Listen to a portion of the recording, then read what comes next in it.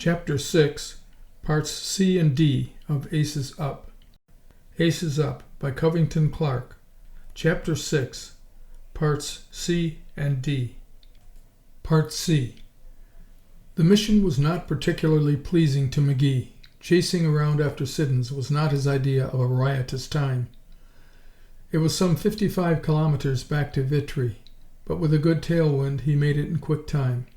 The French major in command of the squadron stationed there was exceedingly gracious. Yes, the American had landed, he told McGee, but he had taken off again within the hour. The trouble? Well, he complained that his rudder was jamming, but the mechanics could not find anything wrong. He had said also that his motor was running too hot.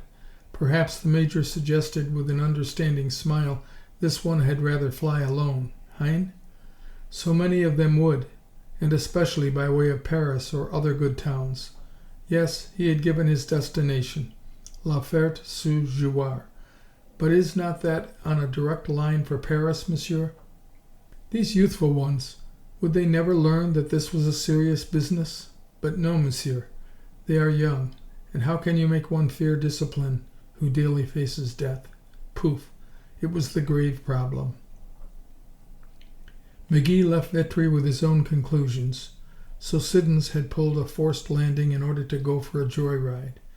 Now he was off having a fine time, and would claim that his delay at Vitry was so long that he thought it best to head for La Ferté. Well, they would have him there.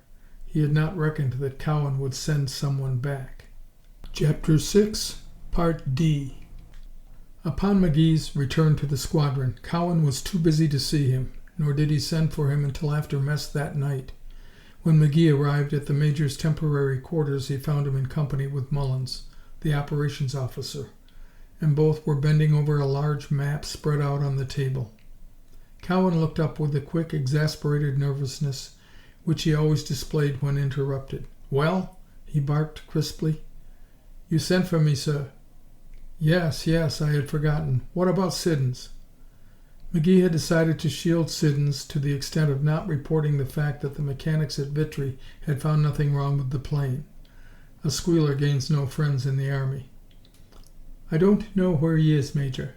He landed at Vitry, complaining of a jamming rudder and heated engine. He took off again in an hour. He hasn't showed up yet. Perhaps he thought it best to go on to La Ferté." "Humph!" Cowan retorted, the pointed ends of his mustache twitching. "Maybe he did. He needs grounding.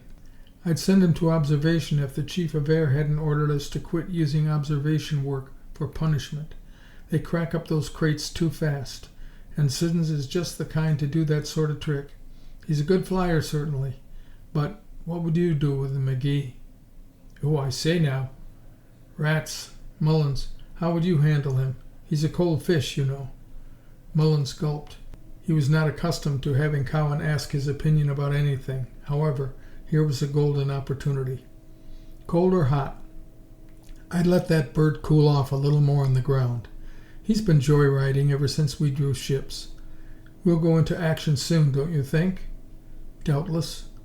"Keep him out of the first patrol. He'll come whining to you, and he'll sit up and be nice from then on." Cowan again bent over the maps. "Anything else, Major?" McGee asked. "No. Yes. Wait." He called as McGee reached the door. "You have had a lot of combat experience, Lieutenant. I don't mind telling you that the load of responsibility gets heavier as we approach action." He turned away from the table, walked to the window, and stood gazing out into the utter blackness of the night. "I wonder," he mused, his voice subdued, "if any of you truly appreciate the weight of the responsibility." Mullins glanced at McGee wonderingly. Both were thinking the same thoughts. Here was a man who, until the last 48 hours, had always been quite sufficient unto himself. Now a sudden change had come over him. One of two things was certain. Either he was breaking and would soon be taken from command for inefficiency, or he was a strong man indeed, strong enough to admit weaknesses, unblushingly seek aid, and make use of all available knowledge. Mullins, in his own mind, decided it was the former. McGee, in his mind, was confident it was the latter, and he warmed to him. No matter, Cowan himself made reply to his unanswered question as he turned from the window with much of his old self-confidence. Responsibility is a thing which command imposes, and which I accept. However, that does not prevent me from profiting by the experience of others, as I expect to do in your case, McGee. If I can help. You can. A recent report from General Mitchell declares that casualties from all causes have been as high as 80% per month in squadrons at the front. That's pretty stiff. Fortunately, the general points out the enemy losses have been as great, or even greater. I don't want to leave a stone unturned that may help us to decrease that percentage in this pursuit group, and increase it among the enemy. Here, take a look at this map, McGee. He stepped to the table and with a pencil drew a circle around a spot south of Epernay. We are here, he said. The lines are here. He moved the pencil to the northwest of Epernay, where the heavy black lines indicating the front crossed the Marne. Notice that the lines swing southwest through Comblizy and La Chapelle, then northwest again back to the Marne and on to Château-Thierry. Tomorrow, we are to go here. He circled a spot just south of La Ferte-sous-Jouarre. See anything peculiar in this situation? He studied closely the faces of the two junior officers. Mullins offered no reply. I think it peculiar that we have come up here miles out of our way to the north when our destination is considerably southwest of us, McGee offered. Exactly, Cowan replied approvingly. But there is a reason for it. To mislead the enemy. Their intelligence department seems to learn of every move we make, and sometimes learns of it in advance of that move. That's the real reason we are here. I don't get it, Mullins said, shaking his head.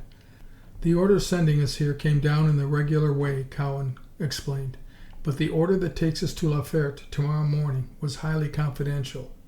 I did not disclose it until the moment of our departure, and only then so that anyone forced down would know our destination. There is to be a considerable concentration of air forces on the apex of the salient between La Chapelle, this side of Château-Thierry, and Villers-Cotterêts on the other side. It is the beginning of a movement of concentration to drive the enemy back to the vessel, hence the secrecy, and the effort to mislead the enemy as to our movements. McGee smiled somewhat skeptically. What's wrong with that? Cowan challenged. The enemy isn't so easily misled, Major, McGee answered. We learned that lesson on the English front, and learned it through bitter experience. If the Hun doesn't know right now where we are going, he will know of our arrival 24 hours after we get there. If he fails to foresee our concentration at this point, he is thick-headed and slow-witted indeed. I, for one, do not consider him slow-witted. About the only secret we keep from him is the order that is never issued. Cowan frowned. I suppose you are right. But how does all this information leak through? If I knew that, Major, I'd be too valuable to be a pursuit pilot. If we knew where the leaks were, we could plug them by making use of several good firing squads. You are right, Cowan agreed, and again bent over the map, studying it with minutest care. See here, he said at last. If we flew a true course from here to La Ferte, we would parallel the front for several miles. Here, just south of La Chapelle, we'd be within 3 miles of the line. That's pretty close for a green squadron, don't you think? We'll be closer than that in the next few days, by exactly 3 miles, Mullins answered. Personally, I'd like to have a look-see at the jolly old Hun. I don't think you need worry, Major, McGee offered. It isn't likely that we'll run into any of them, and if we should, we would so outnumber them that they would establish some new records in hightailing it home. You think so? Cowan seemed so unduly disturbed over so remote a prospect that McGee found himself again doubting the Major's courage. I do. Why, look at our strength. The Boerst prefers to have the numerical superiority on his side. But you take up combat formation, of course. Yes, and in echelon, one flight above another by a margin of 3,000 feet. Then if the beggar wants to jump on that sort of buzzsaw, let him come, and welcome. There will be time enough to welcome him when we reach our new base. All present or accounted for, Cowan replied. You have no objection to flying in the top flight with me tomorrow? Why, no, sir. Of course not. I'll be honored. Bosh, no flattery, Lieutenant. I don't expect it, especially from you. Seemingly quite exasperated, Cowan turned away, walked quickly to the window, and again stood looking out into the night. Mullins winked at McGee and made a quivering motion with his hand, indicating that he thought Cowan was suffering from a case of nerves. The Major turned from the window and stared at Mullins with a cold but studious eye. It made the operations officer exceedingly uncomfortable. You forget, Lieutenant Mullins, that a window facing a dark courtyard provides a most excellent mirror. Nerves, eh? Well, we shall see. If a commander seeks counsel, some are likely to think him a fool. If he does not, he is a fool. When I said to McGee, no flattery, I meant just that. Furthermore, I don't mind telling both of you that I know the regard in which I am held by some, perhaps all, of the members of this squadron. I even know my nickname, Old Fuss Budget. A hard master always wins the name of Old Something or other. I don't care a hoot about that. I don't care a hoot about the opinions of any man in this group, if only the result of their training shows a balance in favor of our country. Am I right or wrong? McGee and Mullins were too surprised to offer reply. This was quite the longest speech Cowan had ever made in their presence. Certainly it was the most frank. Well, Cowan continued, I have applied the goad wherever and whenever I thought it needed. I have been goaded in turn and took it without whimpering. I wonder, Lieutenant, he turned to McGee, if you remember the report you made on that Hun you shot down over our drome. Why, yes, sir, I do. And the recommendation you tacked onto it? Yes, sir. Yes, sir.